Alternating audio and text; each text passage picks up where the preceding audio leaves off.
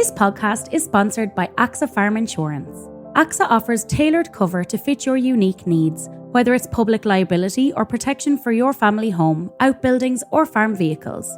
Based in Athlone, the AXA Farm team of agri-specialists and regional managers work together to ensure you receive the seamless support you need. Switching to AXA is easy thanks to an innovative online service that enables you to quickly and easily find the best cover for your needs. For more information, head to axa.ie.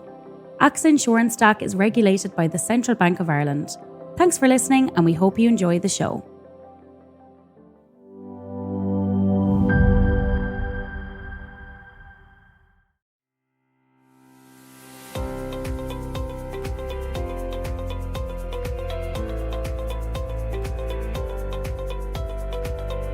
Hello and welcome to the AgriFocus podcast, brought to you today by Agriland and AXA. It's the podcast that takes a closer look at the issues that matter most to farmers across the country. I'm Francess McDonnell, and joining me today is Ann Griffin, Regional Advocate for the North West with Sage Advocacy, which is the National Advocacy Service for older people. And today we're going to be taking a closer look at some of the issues facing older people living in rural areas. And one of those is what happens when you may need more support at a certain stage in your life. This is particularly important if you develop a sudden illness or your physical health deteriorates and you need to consider other options. Anne, tell us a little bit about Sage Advocacy and how you are supporting older people in rural communities. Okay, Francis. So I suppose Sage Advocacy is the National Advocacy Service, as you said, for older people and vulnerable adults in Ireland. And we support people over the age of 65 in the community, in hospitals, in nursing homes. We also support individuals who may be vulnerable, and they might be under 65, who need the support of an advocate. And sometimes it's when nobody else is available to help. Sage Advocacy will support the individual to have their voice heard. So I suppose many people face challenges to their independence as they grow older. And this can be due to illness or disability, lack of family, and community support, or an inability to access public services. And some people communicate in different ways. So the role of the advocate is to ensure that the voice of the individual is heard in the decision that they're about to make, which is specific to them. So the advocate basically sits down with the individual, talks to them about the issue, and then work with the person to find a solution that suits them. The role of the advocate is always to work with the client and to do what they are asking you to do. We do guide and we do provide information, but ultimately the decision is theirs. And the only time we do not support a decision is if it becomes, if we felt that it may be unsafe or would cause harm to the individual. Okay. And if you're an older person living in a rural area, sometimes that can be a very challenging proposition. Yeah, we do. And we have a lot of older people, as you can imagine, in the Northwest living in rural areas. We can visit them at home, sit down with them. We see them sometimes in hospitals. That might be the first time you meet them when they go in for a period of ill health, and we might get a referral from the hospital. So I suppose fair to say that anybody can refer to Sage Advocacy. It can be the individual, it might be a doctor, a social worker, a family member, or the person can make a referral for themselves. The advocate then goes along, meets the person. And the first thing we do is we have a chat with that individual to see what is it they're actually looking to be supported with. Yeah. And you mentioned there sometimes the first time you see somebody is when they're in hospital. And quite often, if an older person is in hospital, then they need additional support if they want to leave hospital. And that is sometimes a nursing home care, isn't it? It is. And in those circumstances, then we would talk about funding. Now, some people might go out just on respite for a period of time and then go home, or a convalescence package from the hospital. But some people may not have the ability to manage at home on their own anymore. And sometimes they have no family members that can support them. And sometimes there is a lack of carers availability in the community to support an individual.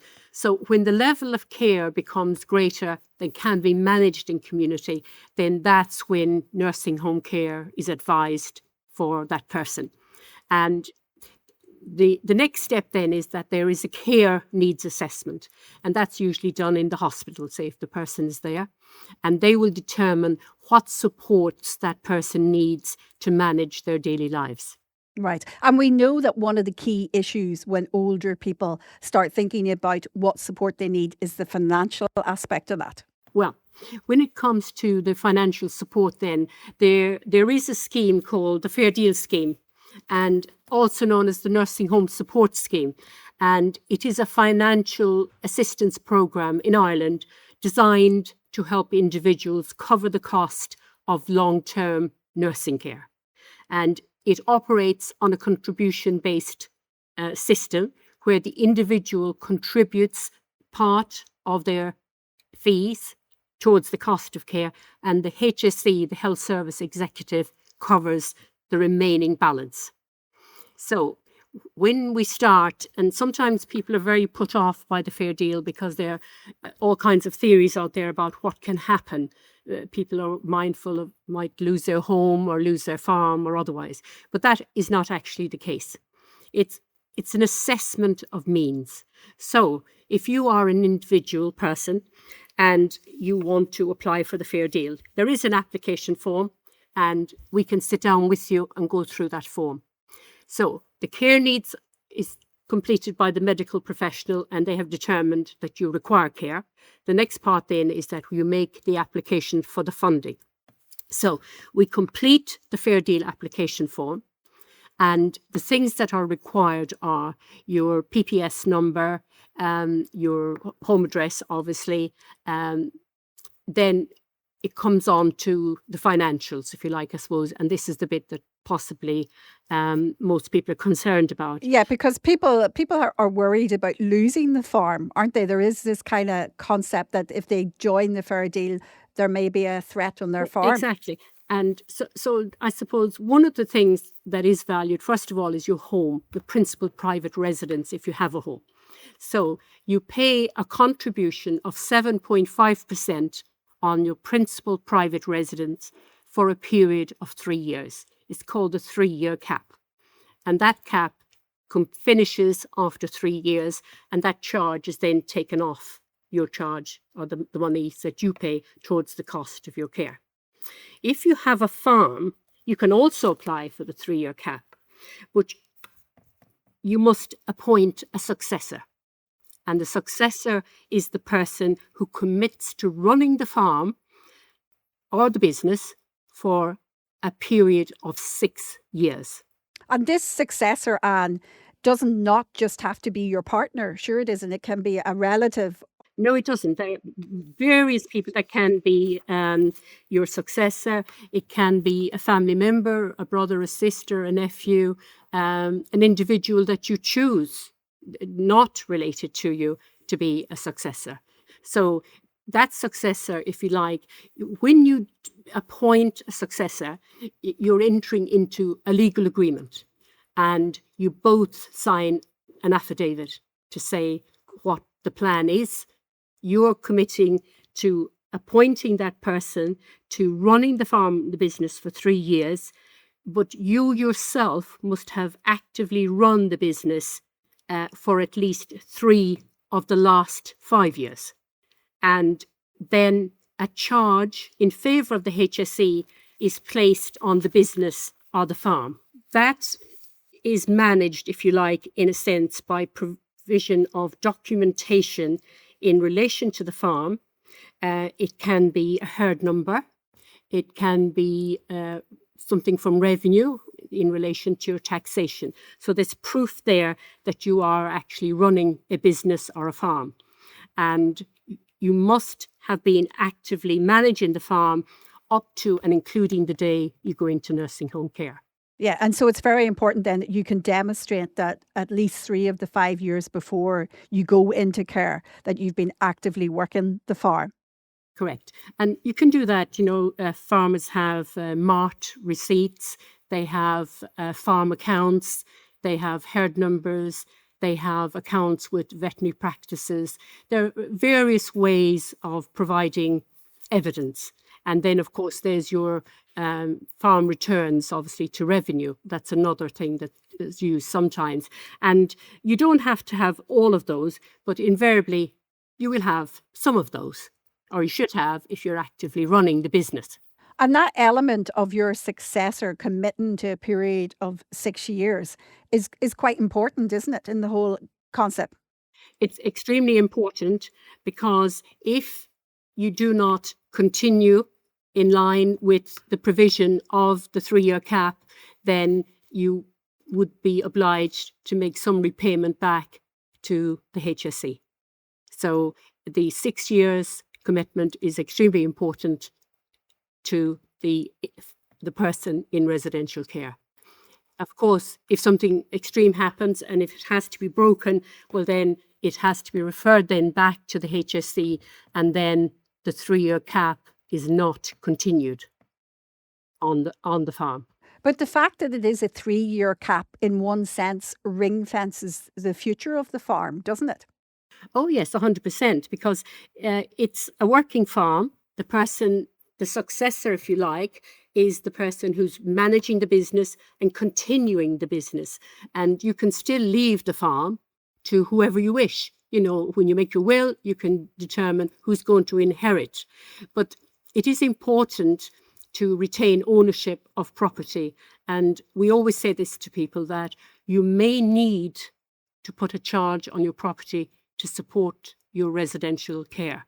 And if you give away your assets in the previous 5 years, then the HSE consider that you still own those assets. So you should not disperse your assets to look for fair deal, because they go back to the 5 years prior to making the application.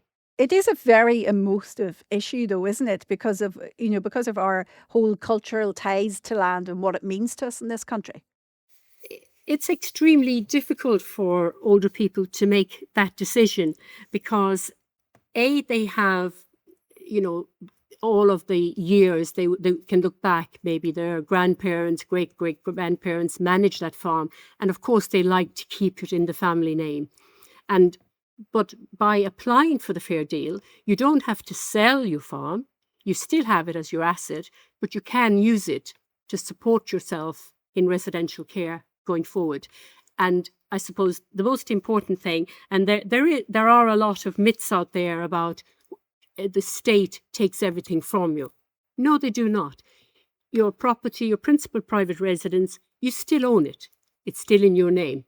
Your land, your business, whatever it is that you've used as your successor for the business, property is still yours right the way through. You don't transfer the title. And is that one of the key issues that you come up against when you chat to people about what the fair deal might mean for them? Yeah, they are very concerned about the cost of care.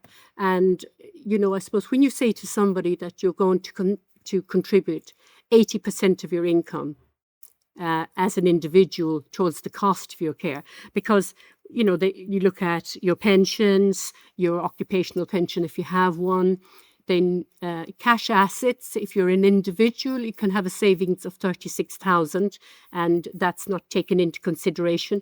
For a couple, it's 72,000. And then, of course, your house is valued, and then you have the cap of 3 years at 7.5% on that. After 3 years, that's removed automatically by the Nursing Home Support Office. Then your farm, then obviously if you enter into what they call the 3-year cap on your farm or business, you are, if you like, going into a period of 6 years, because the successor must manage the business for at least 6 years. Yeah. And do you often find that family members are concerned about any developments involving their parents and the future of the farm? Of course they are, and sometimes, of course, we have situations where people are discouraged from going into care, even though they may need it because their families are concerned about it. But it is really, I suppose, the role of the advocate is to sit down with the individual, or indeed a family member if they wish to bring them in to talk about the situation, and we will go through the detail with them, because it is important to know that you can be supported with Fair Deal and you still continue to own the asset. And that, if you like, is the difficulty. Of course, you have situations as well, Francis, where you have family conflict or you have issues in farms where, there's a dispute about this, that, or the other. But the most important thing we always say to the individual is to look after your health. Take the opportunity now to avail of what is provided through the Nursing Home Support Scheme. You will get that nursing home care. You will have a contribution towards the cost of your care, and you can continue to live a very happy life within residential care. You can still have all your visitors. You can go out and visit your farm. You can still see your neighbours. And indeed, many older people have their friends coming in to play card games and things like that. Or they go out to bingo, or they might go out to a bit of singing and dancing. Sometimes, obviously go home at the weekends to their children if they are able to take them out for dinner and things like that. I know one gentleman farmer, he goes out on a regular basis to walk the land with his son. He still feels very much in charge. He has appointed him as a successor. And initially he was, anxious about it and a bit nervous. But then when we went through the paperwork and he could see exactly that I'm not losing ownership, I am appointing a successor, my business is going to continue, my land is going to be managed and kept well manured and drained and all of that. The cattle are going to be managed and, all of the milking goes on. And he was, happy then that he could see that there was a continuation, if you like, and yet he still retained ownership. Now, let's just leave the Fair Deal to one side for a moment. And in your role, Anne, as the regional advocate for the Northwest with Sage Advocacy, what are some of the other major issues that people living in rural communities have been seeking support for? Okay, so I suppose access to healthcare is a big thing. Home care, the provision of home care. The difficulty at the moment is that there are scarcity of carers in rural areas, and most people want to remain at home if they can at all. Age discrimination, I suppose, is another issue in relation to, I suppose, so many things. Obviously, you have to retire at a certain age. That's a very big thing for some people. They find that very depressing, when they have to leave their employment and their friends and everything else. Loneliness and social exclusion is a big issue in rural Ireland. And why is that? Is it because there's less support? Less support, I suppose, in the sense that there's a lack of transport to bring people out on a regular basis. We have, the rural lift, and you have some of the daycare services that do provide a bus from their own facility, and they would go to the home and collect the individual and bring them back. So they go to daycare services for a couple of hours, maybe 4 hours, have a meal. It's a great thing for an older person to get out on a regular basis. But some of the very rural roads that are quite narrow and are not suitable for those buses or different transports, then of course they can be very isolated, especially if you get to the point where you've driven a car all your life, or your tractor, and then you go for your medical at the age of 80, and the doctor says, unfortunately, Jack, your eyesight is no longer good enough to continue driving, or your heart condition prevents me from giving you a certificate to say that you're safe to continue driving.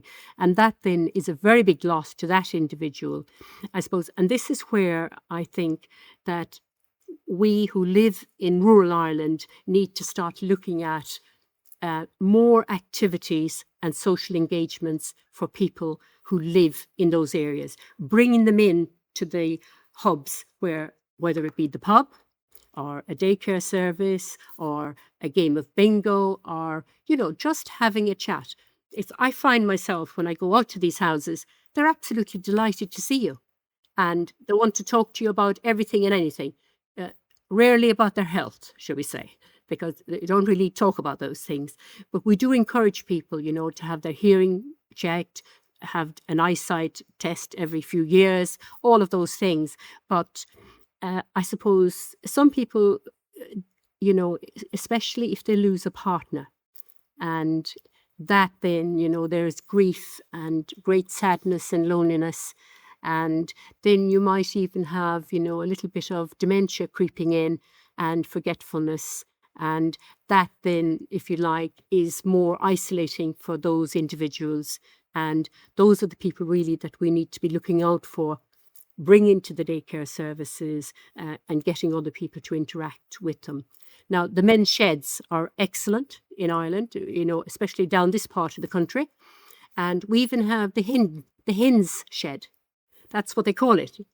And that's for the ladies only. And the men go to the men's sheds. And locally here, I've seen the men's shed working very well, Frances. They have a polytunnel, say, for example, and they're growing veg and flowers and herbs. Some of them are doing carpentry and little things like that. I suppose it really depends what your interests are. They go on tours, out to sea, maybe have a walking tour of Sligo. But from your perspective, it's the connection that makes the difference then. It's bringing people together. It's the connection that's really important. And the other thing I think that makes a great difference is touch, human touch. Some people, they may not have had a handshake or a hug for a whole year. And now I don't go in hugging, but I do go in with a handshake and a smile. And I'm always saying, whatever the facility is there, that is their home. There's no judgment. If they have no running water or no indoor facilities, that's fine too. That's the way they've chosen to live, and that's how they have been living, and they've managed just fine. Some houses have all of the modern facilities, and they're happy in that too. It just depends on the lifestyle of the individual. But we don't go in with the view to totally changing the way they live. Our role is to be a support to them in the environment that they're in, and to provide information and say, well, you could be looking at this. This is another thing, an option. Or if you went down that route and they might say, well, I'd like to do this, this and this. And I say, hold on a minute. Don't give away your assets. Don't give away your money. But we need to make it safe to have somebody supporting you to do that. I was going to just say, tell us how if anybody wants to get in contact with you that's listening today, how do you reach Sage Advocacy? So you can contact our information and support line on 015 367 330.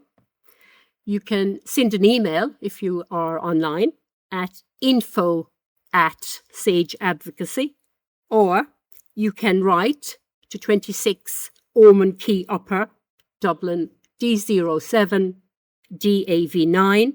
And of course, when a referral is made to Sage, anybody can make the referral, as I said earlier. You can go online, you can do it there. You can ring the office for a form to be sent out to you, and then we will come along and support you with the issue that you need support with. Thank you so much for joining us today. That was Ann Griffin, Regional Advocate for the Northwest with Sage Advocacy, which is the National Advocacy Service for older people. And thanks to you for listening also. And please don't forget to rate, review this podcast on Spotify, Apple Podcasts, or wherever you get your podcasts. Goodbye for now.